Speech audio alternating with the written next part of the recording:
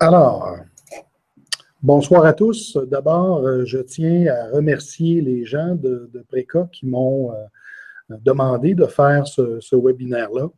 Rapidement, pour que les gens puissent savoir à qui ils ont affaire, j'enseigne actuellement comme professeur à la Téléuniversité au département d'éducation.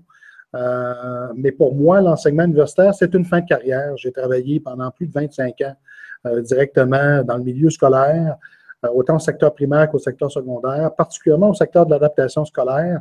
Donc, j'ai une bonne connaissance du milieu scolaire, en particulier des élèves en difficulté. Et c'est le contact avec les élèves en difficulté qui m'a amené à faire des études doctorales et à me préoccuper de quelles sont les meilleures méthodes pour faire réussir ceux qui ont vraiment besoin de nous à l'école, c'est-à-dire les élèves qui sont en difficulté. Donc, ce soir, ce dont je vais vous entretenir, c'est oui, de l'enseignement efficace. On va se parler aussi d'école efficace, mais toujours dans la perspective de rejoindre ceux qui ont le plus besoin de nous à l'école, c'est-à-dire les élèves en difficulté, ou ceux qui sont à risque de difficulté, qui sont généralement des élèves qui proviennent de milieux défavorisés. Donc, je vais utiliser un PowerPoint et je tiens à vous souligner que ce PowerPoint-là sera disponible sur le site de Préca lorsque la présentation sera terminée.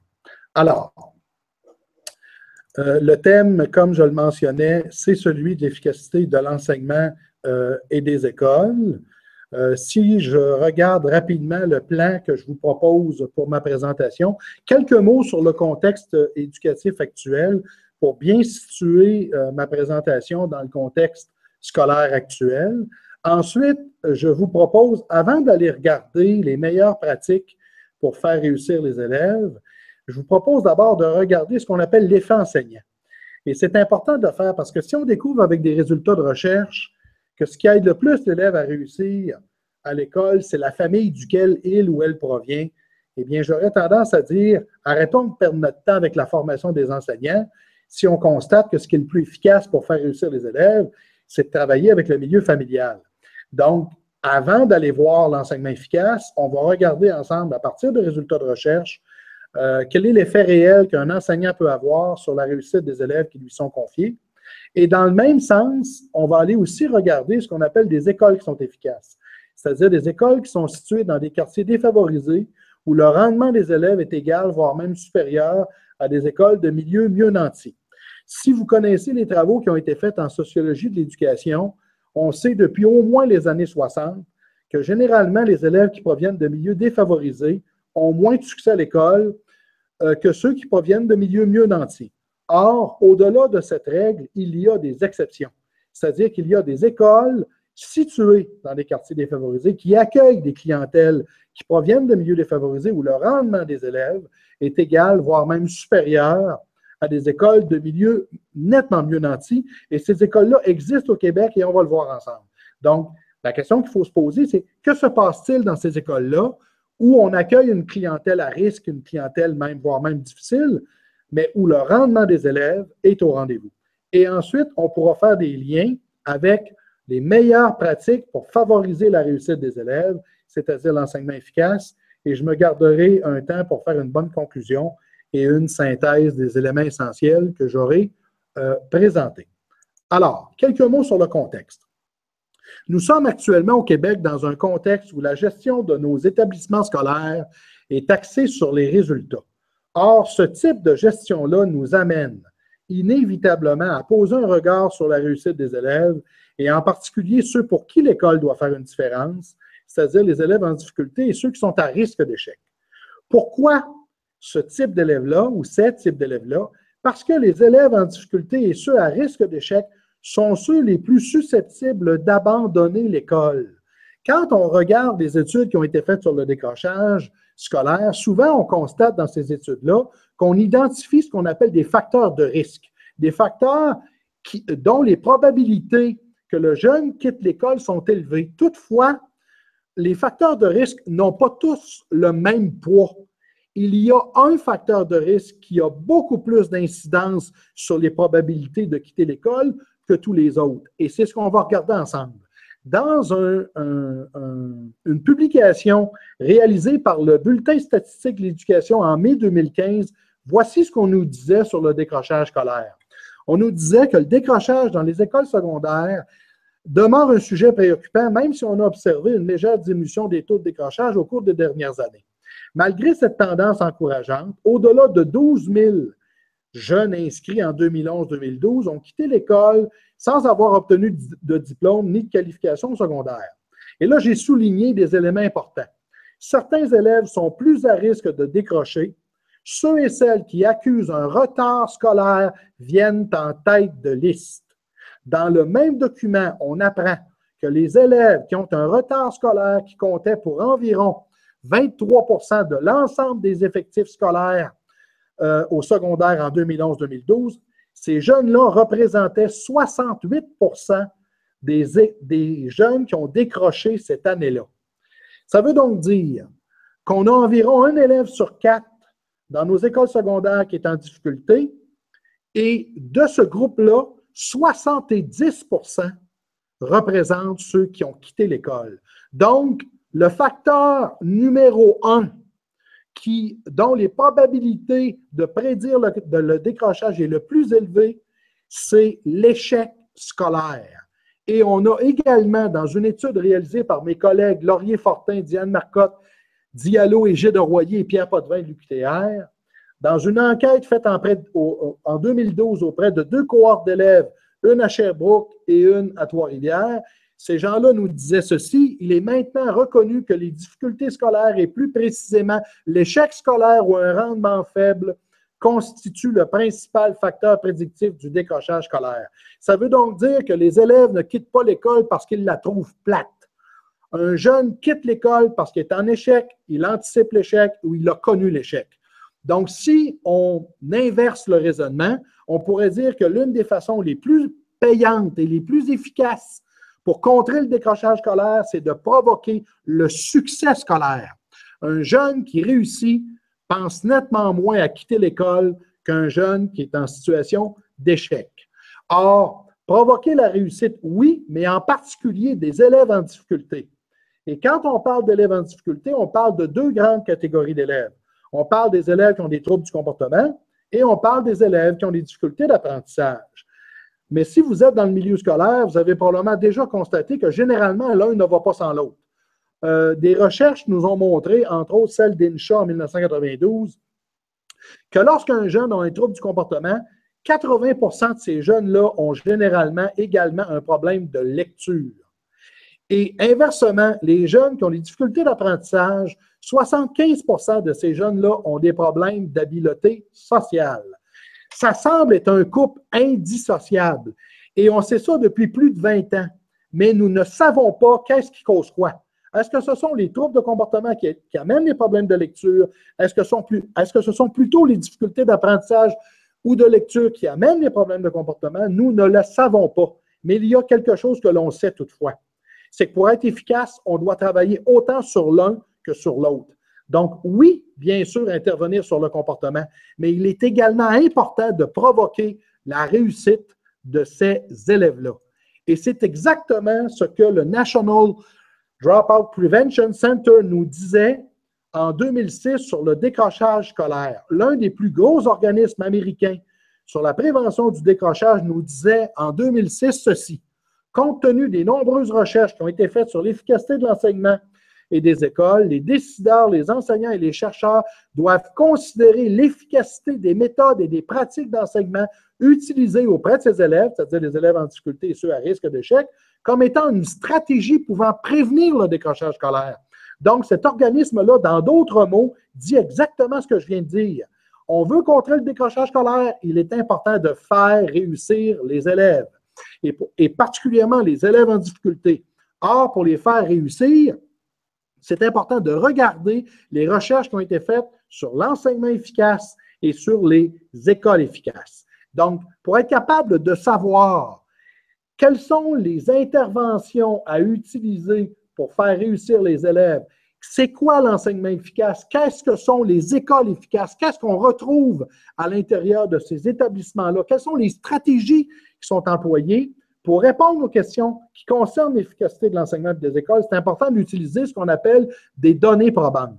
Quand on parle de données probantes, on fait généralement référence à des pratiques de prévention ou d'intervention qui ont été validées par une certaine forme de preuve scientifique par opposition aux approches qui se basent sur la tradition, les conventions, les croyances ou les données non scientifiques.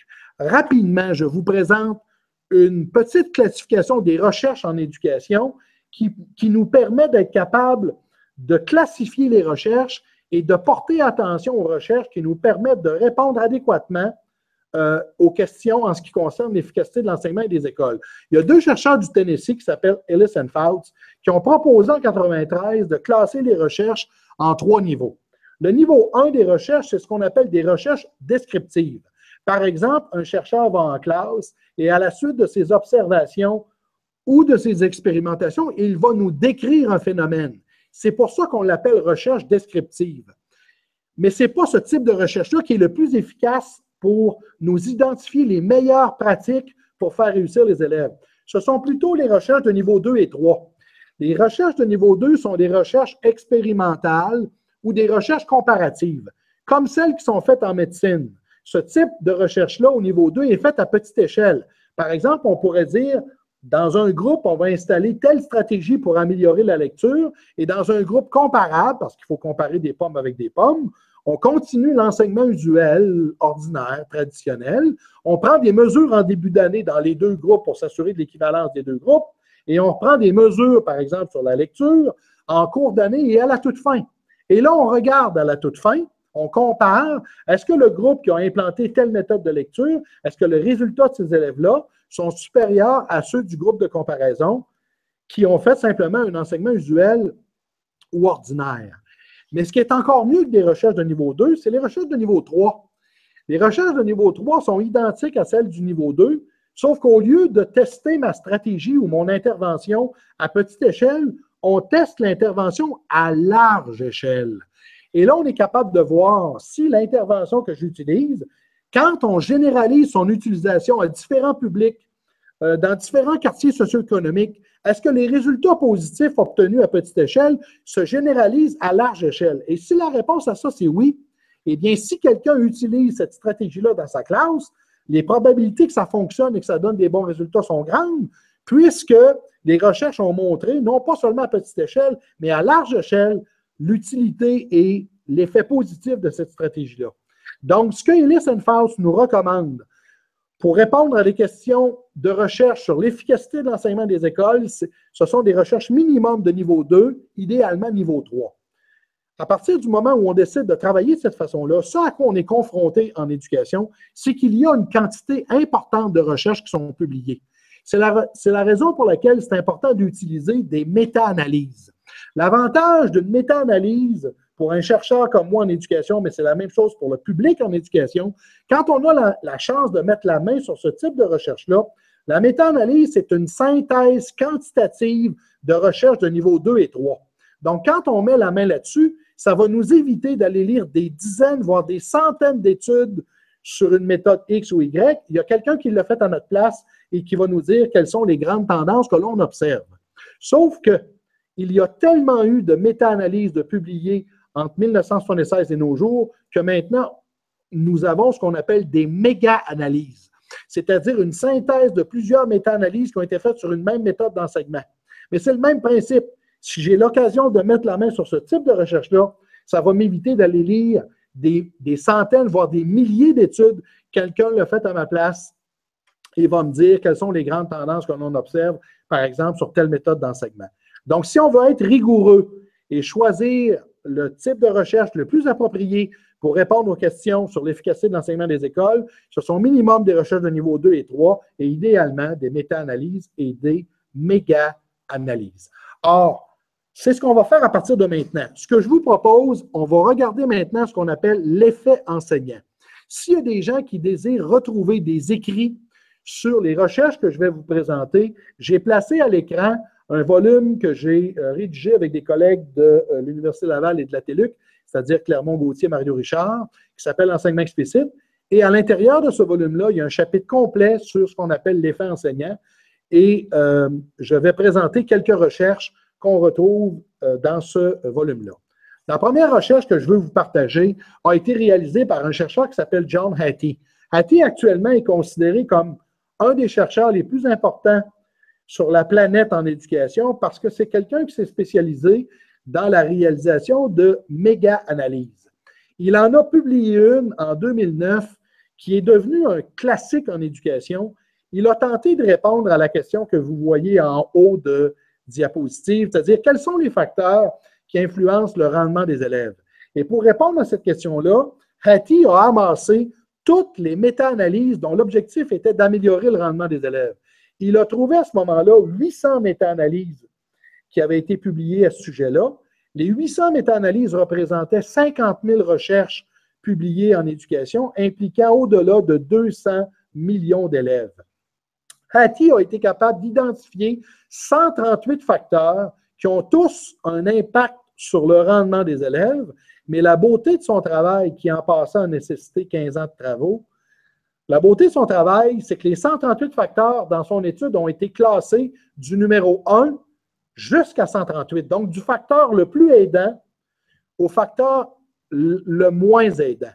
Et les 138 facteurs peuvent être regroupés en 6 grandes catégories de facteurs. Il y a des facteurs qui touchent l'enseignant, l'enseignante. Exemple de facteurs, la qualité de la relation maître-élève, la gestion de la classe, le nombre d'années d'expérience, le niveau de diplomation, etc., etc. Il y a des facteurs qui touchent les programmes d'études. Exemple de facteurs, la qualité du matériel pédagogique employé, la clarté du programme d'études, le nombre de périodes consacrées à l'enseignement de la discipline, etc., etc. Il y a ensuite de ça des facteurs qu'on peut regrouper sous l'appellation méthode d'enseignement, c'est-à-dire comment les contenus sont-ils enseignés. Enseignement magistral, enseignement explicite, pédagogie de projet, méthode par découverte, apprentissage par les pairs, enseignement réciproque, etc., etc. Ensuite, il y a des facteurs qui touchent l'élève lui-même, c'est-à-dire son quotient intellectuel, son bagage de connaissances, son estime de soi, sa motivation, etc., etc.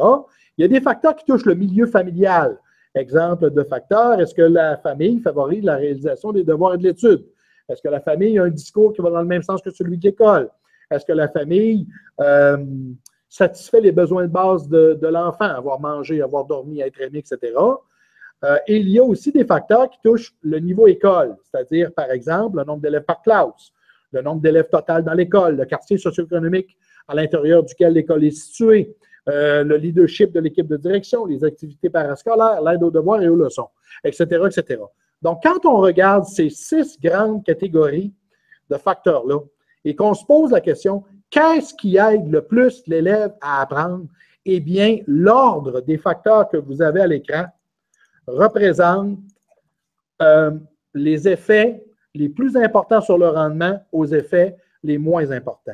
Donc, on constate que c'est l'enseignant qui a le plus de poids dans la réussite des élèves qui lui sont confiés. Donc, de miser sur un enseignement efficace, c'est le bon choix à faire pour être capable de faire réussir nos élèves, puisque quand on regarde la méga-analyse de John Hattie et qu'on regroupe les différents facteurs que Hattie a étudiés autour de 6 grandes catégories de facteurs, le facteur qui a le plus de poids dans la réussite des élèves, c'est l'enseignant, l'enseignante qui enseigne en salle de classe. Or, quand on regarde une autre littérature, qui est celle des écoles efficaces, on arrive également au même constat. Parce que c'est important de mentionner que les travaux de John Hattie ont été critiqués.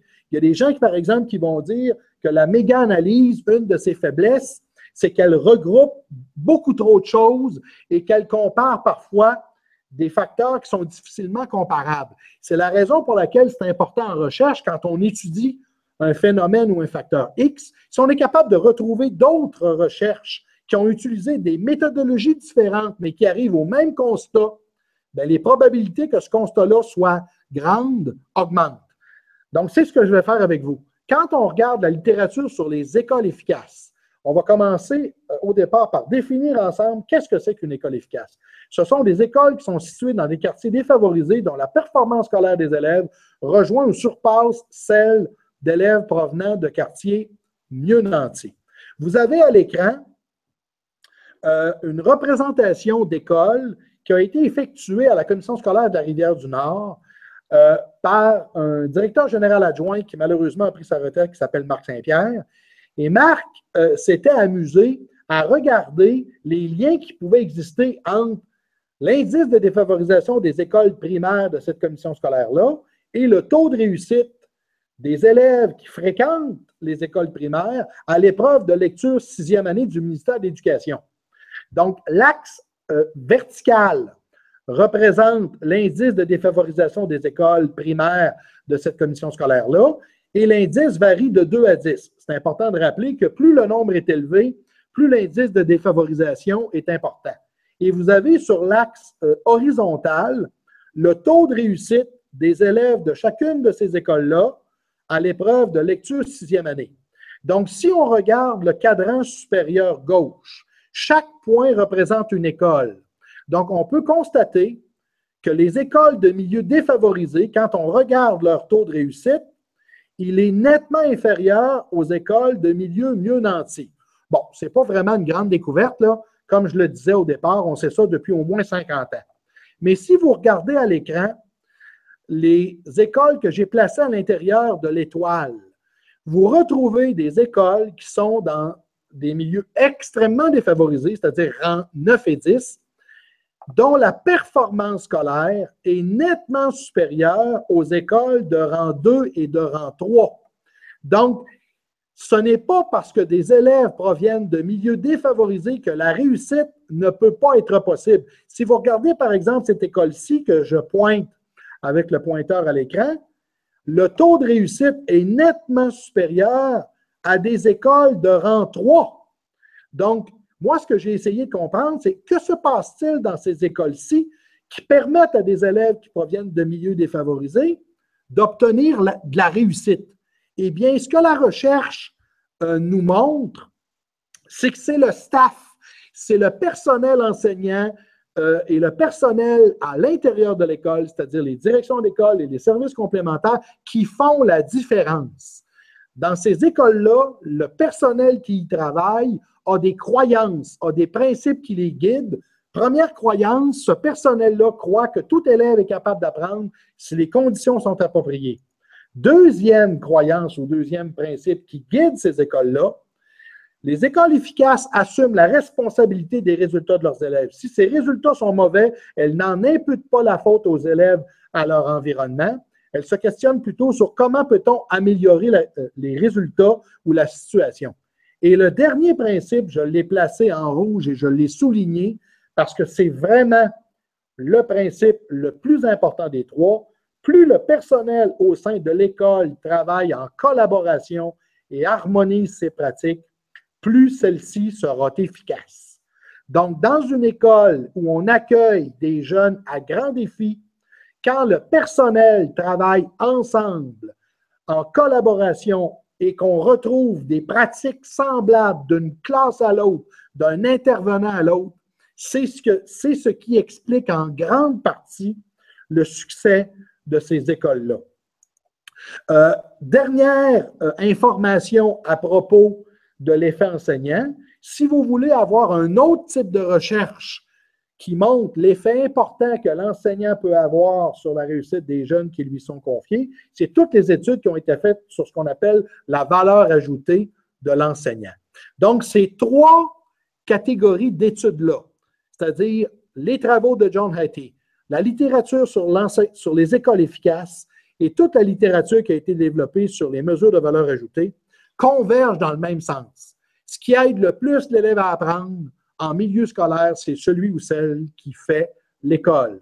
Et à partir du moment où plusieurs enseignants d'une même école harmonisent ces pratiques, il devient possible de passer de ce qu'on appelle un enseignant qui est efficace dans sa classe à une école qui devient efficace. Maintenant, la question qu'on doit se poser, c'est quelles sont les pratiques d'enseignement qu'il faut harmoniser, qu'il est important d'harmoniser.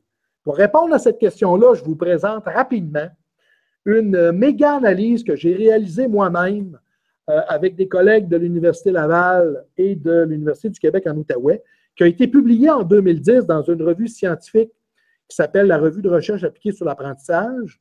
Je vais en faire une brève présentation, mais s'il y a des gens qui désirent se procurer l'étude dans son ensemble, je vous invite à vous rendre sur Google, indiquer mon nom, Steve Bissonnette, et RRAA, c'est-à-dire Revue de recherche appliquée sur l'apprentissage, et vous pourrez télécharger gratuitement la recherche dans son ensemble. Donc, j'ai tenté avec mes collègues de répondre à la question « Quelles sont les stratégies d'enseignement efficaces qui favorisent les apprentissages fondamentaux auprès des élèves en difficulté? » Quand je parle d'apprentissage fondamentaux, je parle de lecture, écriture, mathématiques. Et quand je parle d'élèves en difficulté, je parle de deux grandes catégories d'élèves. Je parle des élèves qui sont en trouble d'apprentissage, ce que la littérature anglo-saxonne appelle des learning disabilities, et je parle des élèves qui sont à risque d'échec, ce qu'on appelle des low achievers. Et généralement, ce sont des élèves qui proviennent de milieux défavorisés. Donc, quand on entre ces différents paramètres-là dans des bases de données scientifiques et qu'on veut faire une méga-analyse, c'est-à-dire qu'on sélectionne toutes les méta-analyses qui ont été faites soit en lecture, soit en écriture, soit en mathématiques, soit auprès d'élèves en difficulté d'apprentissage ou de ceux à risque d'échec, au moment où moi j'ai fait cette étude-là, j'ai été capable de repérer 11 méta-analyses qui respectent ces critères-là. Et les 11 méta-analyses représentent une synthèse de 362 recherches publiées entre 1963 et 2006 qui impliquaient environ 30 000 élèves. Vous avez à l'écran les informations sur ces 11 méta-analyses-là. Vous avez le nom de l'auteur, l'année de publication, le niveau des élèves. Parfois, c'est seulement l'élémentaire, mais dans beaucoup de cas, c'est l'élémentaire et le secondaire. Le type de difficulté des élèves, les différentes méthodes d'enseignement, la durée de l'intervention, le nombre de recherches synthétisées, le nombre d'élèves impliqués pour la période de la méta-analyse. La première des choses sur laquelle je veux attirer votre attention, on possède beaucoup plus de résultats de recherche en lecture qu'on en possède en écriture ou en mathématiques. Comment se fait-il que c'est ainsi? Les recherches nous montrent que les élèves qui sont en difficulté d'apprentissage, 70 à 80 de ces jeunes-là ont des problèmes en lecture. Et ce qui est intéressant, c'est que nous possédons beaucoup plus de résultats de recherche sur les méthodes efficaces pour enseigner la lecture qu'on en possède en écriture et en mathématiques. Ah, c'est drôlement intéressant. On a beaucoup de problématiques sur ce sujet-là et heureusement, c'est le secteur pour lequel on possède le plus de résultats de recherche, c'est en lecture. Ce qu'on connaît le moins, c'est le processus d'écriture. Au moment où moi j'ai fait la méga-analyse, une seule méta-analyse avait été publiée sur ce thème-là et je pense qu'on en a depuis ce temps-là une ou deux supplémentaires et on commence à avoir quelques résultats intéressants sur l'enseignement des mathématiques. Je pointe également à l'écran 3 méta-analyses plus récentes qui n'étaient pas disponibles au moment où moi j'ai effectué la méga-analyse, une en lecture, une en écriture et une en maths, qui ont été faites exclusivement au secteur secondaire, mais dont les résultats sont identiques à ce que je vais vous présenter. Donc, quand j'ai dépouillé toutes ces méta-analyses-là avec mes collègues, j'ai été capable de constater que 2 méthodes d'enseignement se distinguent de toutes les autres, autant en lecture, en écriture qu'en mathématiques, et autant au secteur élémentaire qu'au secteur secondaire. La méthode d'enseignement dont les effets sont les plus importants sur le rendement des élèves, c'est l'enseignement explicite. Et la deuxième méthode que j'ai identifiée, c'est l'enseignement réciproque. Quand on parle d'enseignement réciproque, à quoi fait-on référence? Eh bien, on fait référence à ce qu'on pourrait appeler de l'enseignement mutuel. Par exemple, un enseignant en lecture pourra enseigner aux enfants comment, par exemple, fait-on un résumé de texte. Il fait une démonstration devant son groupe et ensuite, on demande aux élèves de se placer en équipe de 2 ou en équipe et un élève doit réenseigner la procédure pour faire un résumé à son collègue. Et ensuite, on va intervertir les rôles. C'est ce que moi j'appelle le principe du mini-prof. Donc, les élèves vont se réenseigner mutuellement une stratégie qui a été démontrée et présentée par l'enseignant au préalable. Or, quand on regarde d'autres enquêtes qui ont été faites avant moi, est-ce que mes résultats à moi sont différents de ces enquêtes-là? La réponse, c'est non. Vous avez à l'écran les études les plus importantes jamais publiées dans l'histoire de l'éducation, une sur les meilleures méthodes pour enseigner aux enfants à lire, c'est-à-dire un rapport qui a été produit par le National Reading Panel en 2000, et vous avez l'équivalent en mathématiques qui a été produit par le National Mathematics Panel en 2008. Quand on regarde les travaux de ces grandes commissions d'enquête américaines-là, et qu'on se pose la question, qu'est-ce que ces gens-là ont trouvé comme méthode d'enseignement pour favoriser la réussite des élèves en difficulté, c'est vraiment pas compliqué.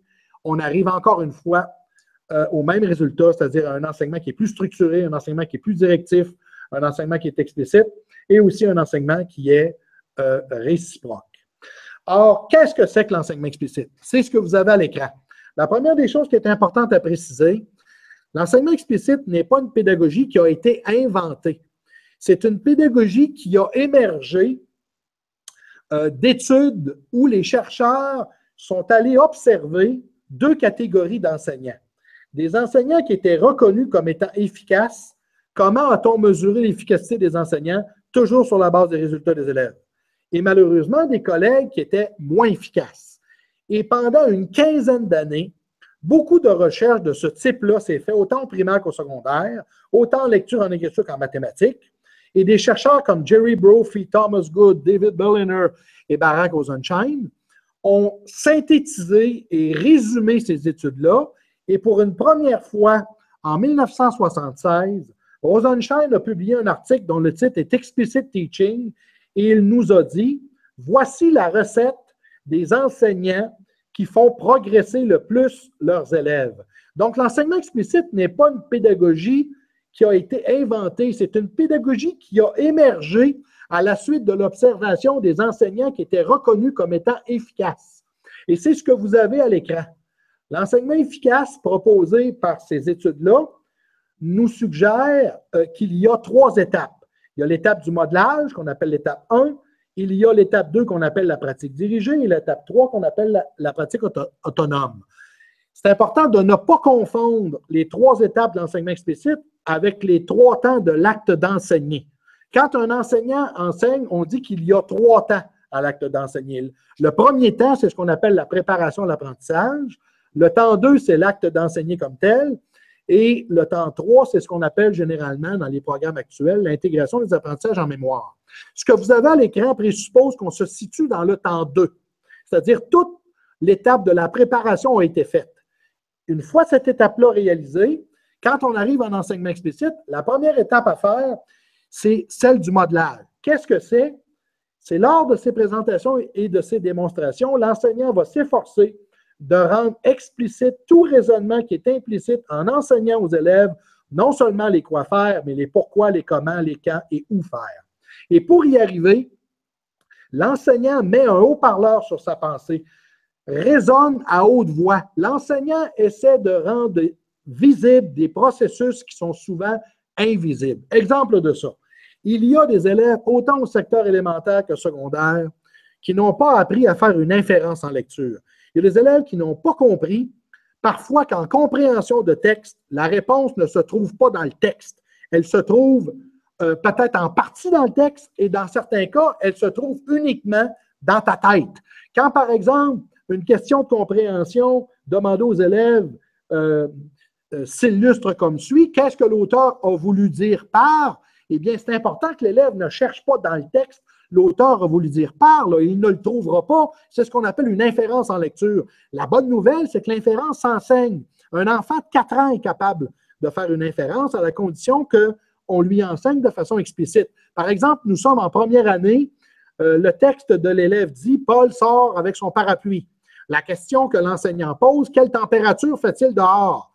Donc, c'est important que l'élève sache qu'il ne retrouvera pas dans sa phrase ou dans son texte température 2 points égale pluie. Mais la bonne nouvelle, c'est que l'enseignant peut enseigner de façon explicite comment fait-on une inférence.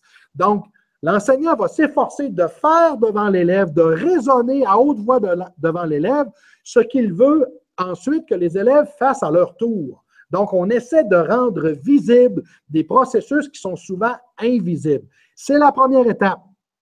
Et souvent, les gens pensent que c'est l'étape la plus importante. Or, ce n'est pas le cas. C'est l'étape numéro 2 qui est l'étape primordiale. L'étape numéro 2 est celle, par exemple, où on pourrait décider d'utiliser notre enseignement réciproque. On pourrait, par exemple, demander aux élèves de se placer en équipe de 2. L'enseignant pourrait distribuer de courts textes sur l'inférence et on pourrait demander aux élèves de réenseigner la procédure de l'inférence à son collègue et ensuite d'inverser les rôles. Et pendant que les enfants s'enseignent mutuellement l'inférence, on va demander à l'enseignant de circuler en classe pour être capable de détecter ceux qui comprennent, ceux qui ne comprennent pas, et fournir de l'aide à ceux qui en ont besoin. Et à partir du moment où l'enseignant constate que les élèves ont compris comment faire une inférence, eh bien, à ce moment-là, on leur propose la dernière étape d'un enseignement explicite, qui est celle de la pratique autonome. C'est-à-dire que maintenant, on veut savoir, est-ce que tu es capable de résoudre seul des questions de compréhension qui pourraient impliquer des inférences en lecture. Donc, si vous regardez en dessous d'étape 2 et étape 3, un même mot revient 2 fois, c'est celui de la rétroaction. Le meilleur synonyme d'enseignement explicite, c'est feedback, rétroaction. On ne laisse jamais un élève ou un groupe d'élèves travailler longtemps sur une tâche sans s'assurer qu'ils sont sur la voie de la réussite. Donc, on peut résumer l'enseignement explicite en disant « Étape 1, je fais devant toi. Étape 2, nous faisons ensemble. Et étape 3, tu fais à ton tour. » Ou dit autrement, l'étape 1, c'est mon temps. L'étape 2, c'est notre temps. Et l'étape 3, c'est ton temps. Alors, si vous voulez en savoir un peu plus sur l'enseignement explicite, rapidement, je vous pointe quelques ressources. Je reviens sur le livre sur l'enseignement explicite que j'ai coécrit avec mes collègues, qui est un volume consacré exclusivement à l'enseignement explicite. J'ai également tourné avec mon collègue Mario Richard de la Téléuniversité des 3 cours vidéo pour le ministère de l'Éducation francophone en Ontario. 3 vidéoclips sur l'enseignement explicite, un sur l'inférence en lecture, un sur la rédaction de paragraphes informatifs et un autre sur le résumé de textes informatifs. Et tout le matériel, tous les guides pédagogiques et toutes les activités sont disponibles à l'adresse que vous voyez à l'écran. Donc, s'il y a des gens qui veulent se procurer le tout, vous êtes invités à le faire. Ensuite, je pointe également d'autres ressources qui, à mon avis, sont des incontournables en enseignement explicite quand on parle de la lecture. Ce sont les travaux réalisés par Christian Boyer. Donc, Boyer a publié, il y a déjà de ça fort longtemps, un premier volume qui a été réédité qui s'appelle l'enseignement explicite de la compréhension lecture. Ce sont toutes les stratégies de compréhension qui sont présentées, autant pour le primaire que pour le secondaire.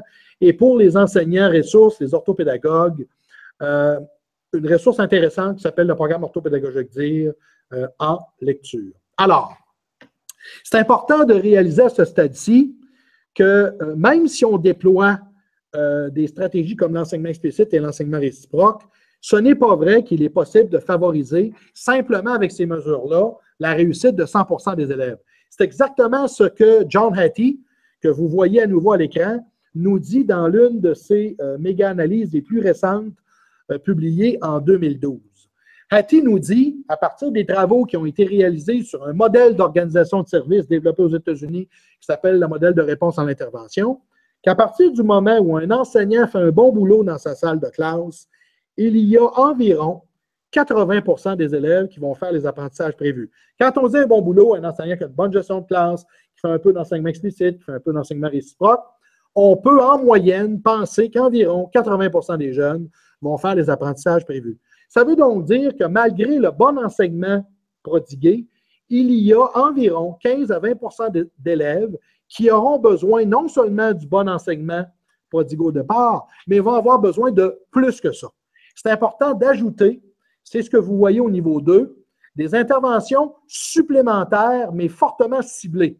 C'est-à-dire que ces élèves-là ont besoin de plus d'occasions d'enseignement-apprentissage. Mais pour que ces occasions-là soient efficaces, les interventions doivent être ciblées. C'est-à-dire, oui, je te donne davantage d'enseignement et d'occasions d'apprendre, mais je travaille sur les notions que tu n'as pas maîtrisées. Quand on fait ça, on peut aider un 15% d'élèves supplémentaires. Mais il nous restera tout de même, en bout de course, un 5% d'élèves qui sont nos véritables troubles d'apprentissage. Dyslexie, dysorthographie, Asperger, etc., etc. Et ces jeunes-là ont besoin d'avoir des interventions individualisées. Au niveau 3, on se parle à ce moment-là d'un plan d'intervention obligatoire, voire même un plan de service, parce qu'on doit conscientiser qu'au niveau 3, la difficulté de l'élève persiste, malgré un bon boulot fait par l'enseignant en salle de classe, malgré des interventions supplémentaires et ciblées, la difficulté persiste toujours. À ce moment-là, il faut sortir l'artillerie lourde, c'est-à-dire ça devient important d'évaluer l'élève sous toutes ses coutures pour essayer de mieux comprendre comment se fait-il que les difficultés persistent et être capable de proposer des stratégies qui vont être appropriées aux évaluations, à ce que les évaluations vont nous révéler comme problématiques.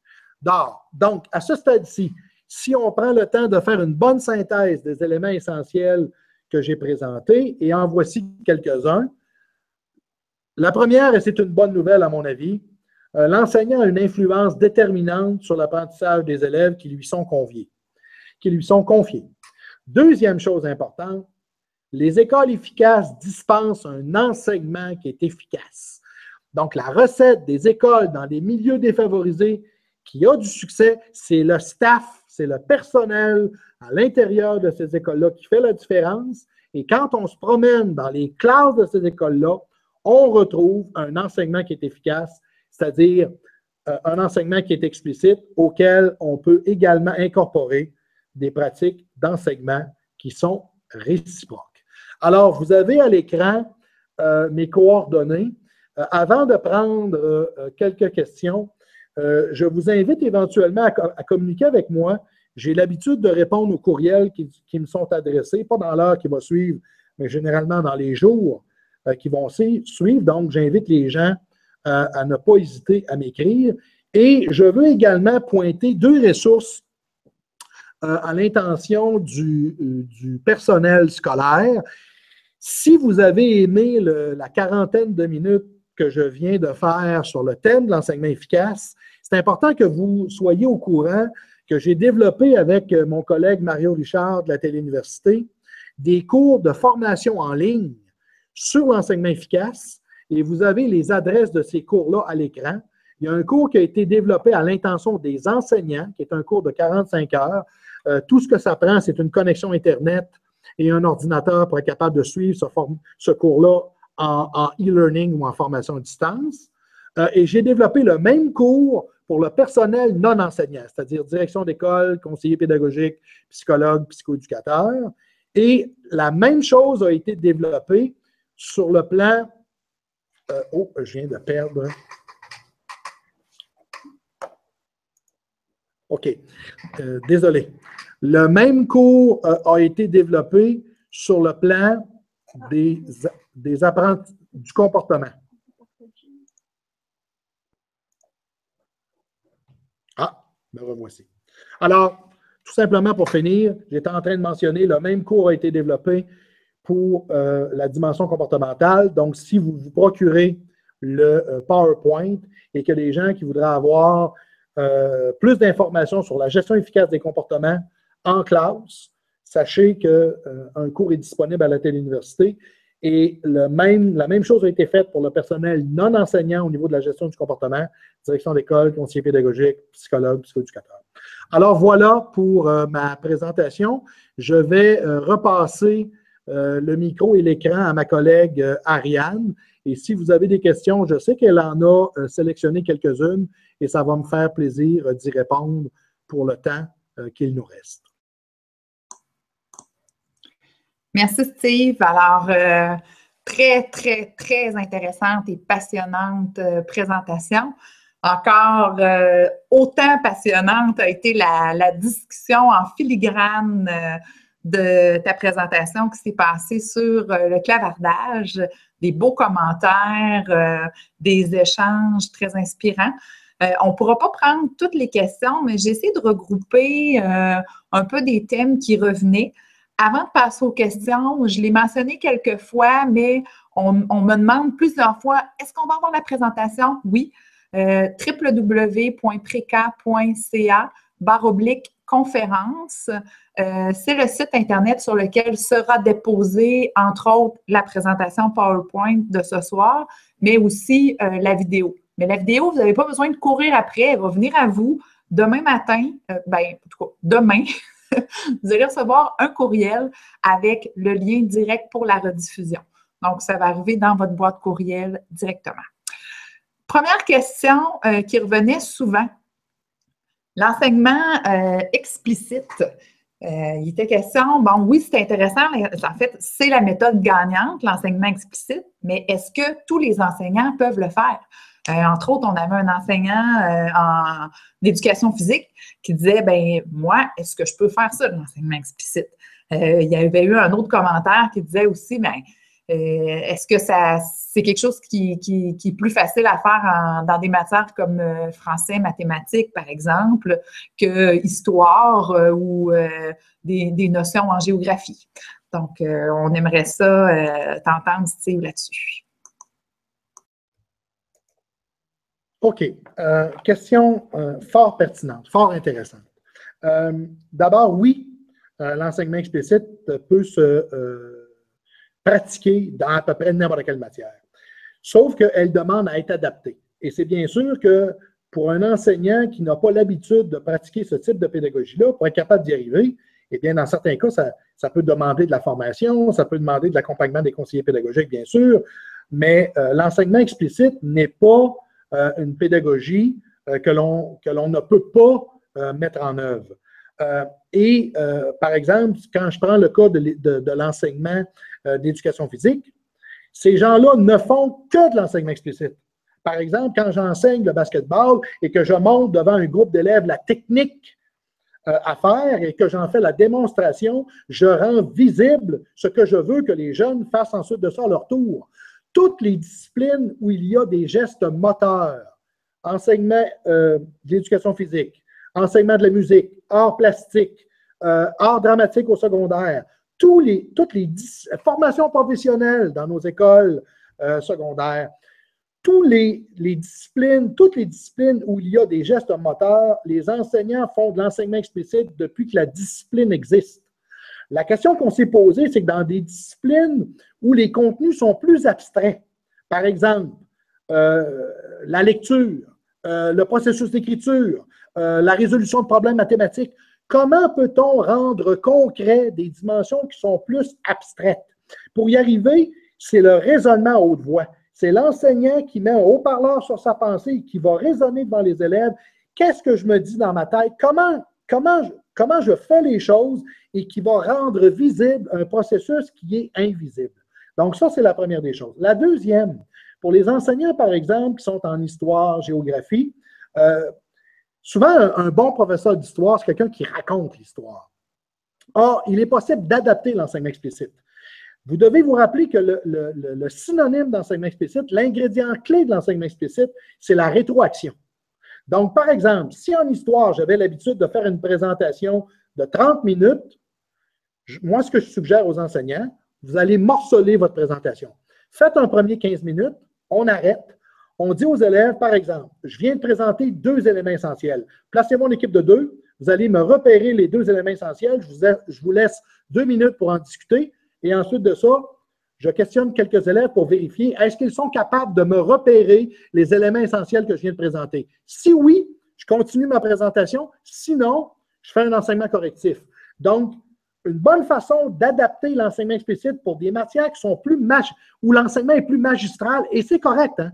L'enseignement magistral a sa place, mais on peut améliorer l'enseignement magistral en insérant des périodes de questionnement et de rétroaction, puisque l'élément clé de l'enseignement explicite, c'est la période de la pratique guidée où on se donne la rétroaction. Donc, il y a moyen d'adapter l'enseignement explicite à des matières où l'enseignement est plus magistral. Et je répète, c'est un enseignement qui est tout à fait approprié en fonction de certains contenus. Merci beaucoup. Autre question que j'ai trouvée fort intéressante qui nous ramène un petit peu en amont de ta présentation, Steve, sur l'effet enseignant. Il a été question sur le clavardage. Est-ce qu'on est condamné à notre personnalité en tant qu'enseignant? C'est-à-dire, Si on a une facilité à entrer en relation avec les élèves, est-ce qu'on est nécessairement un bon enseignant? Et si on a plus de difficultés à avoir un relationnel, un bon relationnel avec les élèves, est-ce qu'on est condamné à être un moins bon enseignant? Puis comment on peut sinon, comment on peut changer ça? OK, c'est une question qu'on entend souvent. La réponse que je vais donner va peut-être surprendre.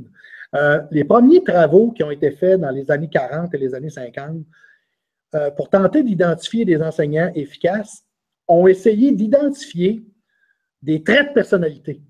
Est-ce qu'il y aurait un portrait X d'un enseignant qu'on pourrait qualifier d'être efficace?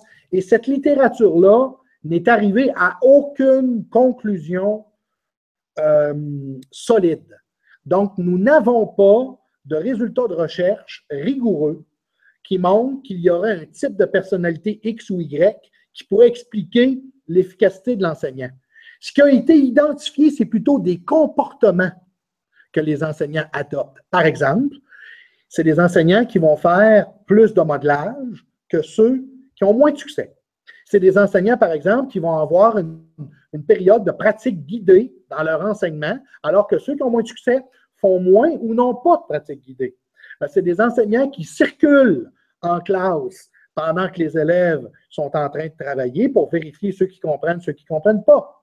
C'est des enseignants, par exemple, qui vont installer en début d'année des règles pour avoir une bonne gestion de classe. Donc, ce sont tous des exemples de comportements qu'on peut identifier. Et la bonne nouvelle, c'est que ces comportements-là, si je n'ai pas l'habitude de les utiliser, eh bien, si je commence à les utiliser, il est possible d'améliorer mon efficacité. Et c'est exactement ce qui a été constaté dans les études faites par Rosenshine, Jerry Brophy et d'autres. C'est qu'à partir du moment où on commence à entraîner des enseignants à utiliser des stratégies comme étant reconnues efficaces, on augmente l'efficacité de ces enseignants-là et en contrepartie, on augmente les résultats des élèves. Alors, c'est une bonne nouvelle. Alors que si c'était un trait de personnalité, probablement pas mal plus dur à développer. Je te repasse le micro. Merci beaucoup. Alors, il y a plein de bonnes nouvelles dans tout ça.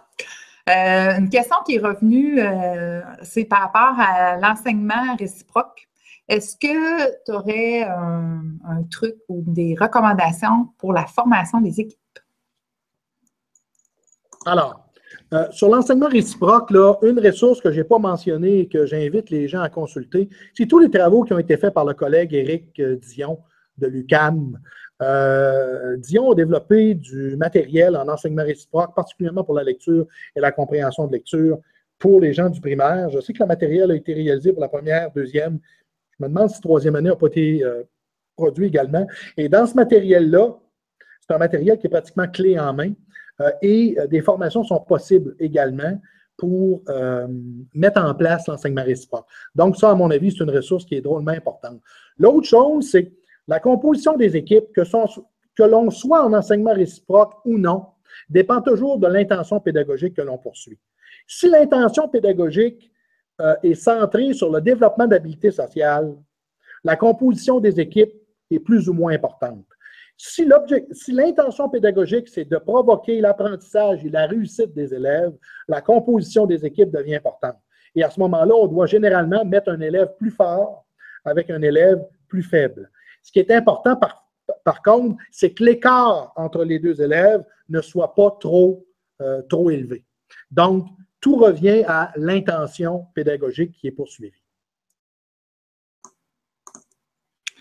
On a encore, en tout cas, on s'en permet encore une autre, puis dans ta réponse, tu me diras si j'avais deux autres questions là, que j'avais ciblées. Qu'est-ce que tu penses du whole brain teaching? Est-ce que tu as quelque chose à nous dire?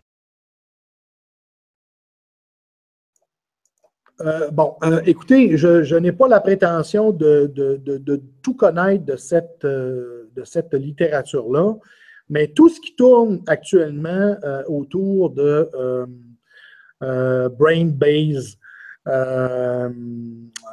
teaching et ainsi de suite, malheureusement, je ne dis pas que tous les travaux sur ce thème-là sont à mettre dans la même marmite, mais il y a beaucoup de ces travaux-là qui préconisent des prescriptions pédagogiques qui n'ont aucun fondement scientifique solide.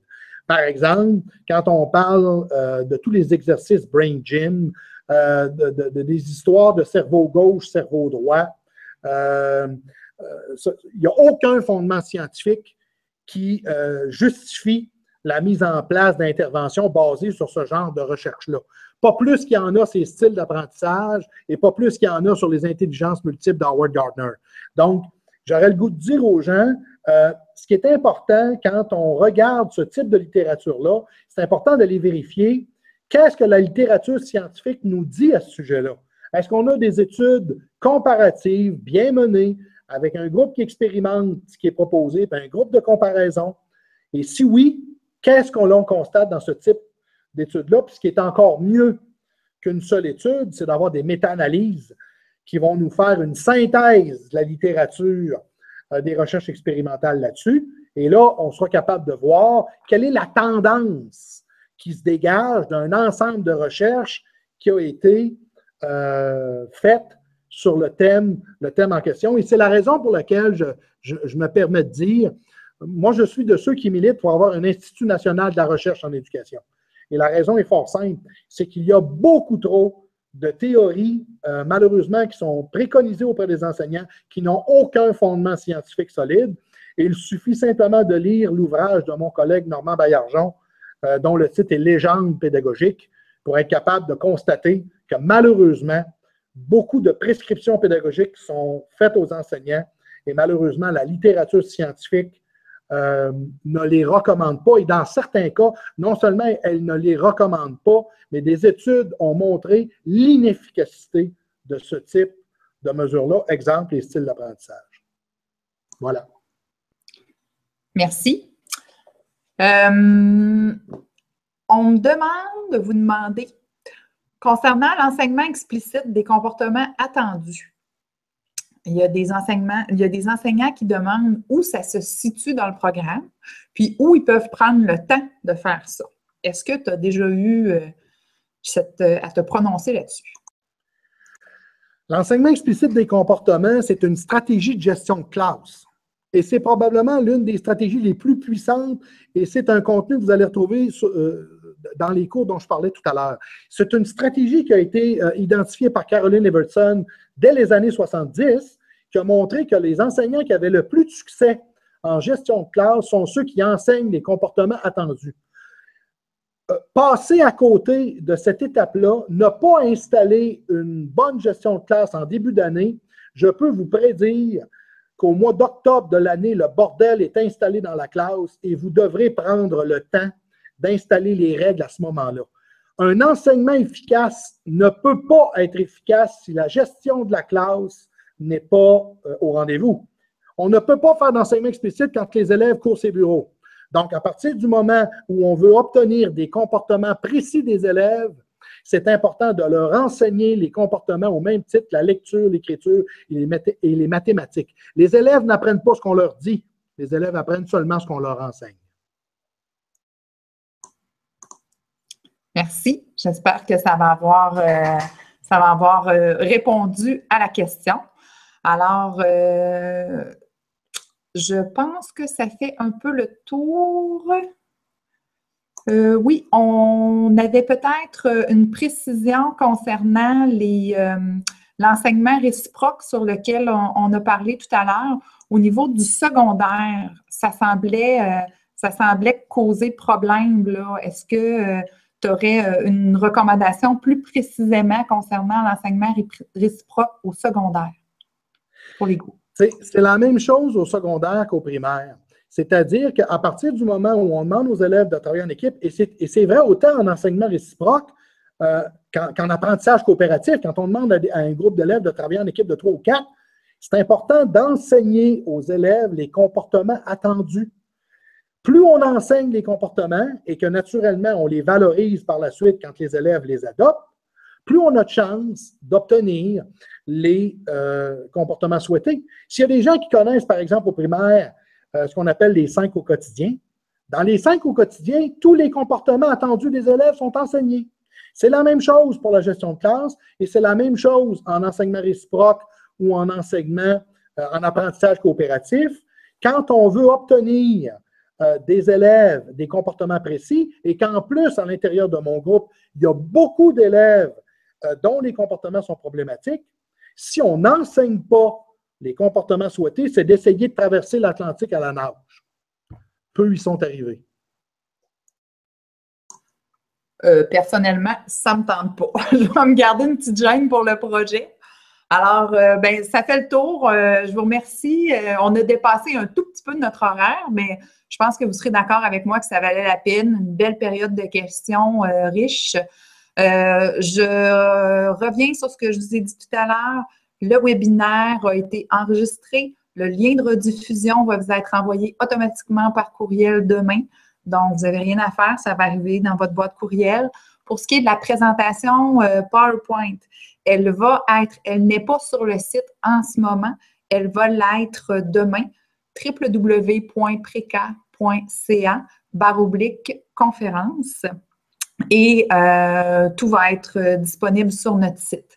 Un gros merci. Merci beaucoup. Merci Steve pour ta présentation, pour tout le partage de ton expertise et de ton expérience. Merci d'avoir été là. Ça clôt notre calendrier de webinaires pour cette année. L'année prochaine, on recommence dès le mois d'octobre avec un webinaire de Michel Janoz sur la typologie des décrocheurs. Donc, via notre page Facebook, le mieux pour rester au courant des webinaires, c'est via notre page Facebook Preca, P-R-E-C-A. Alors, encore une fois, merci et bonne fin de soirée. Au revoir.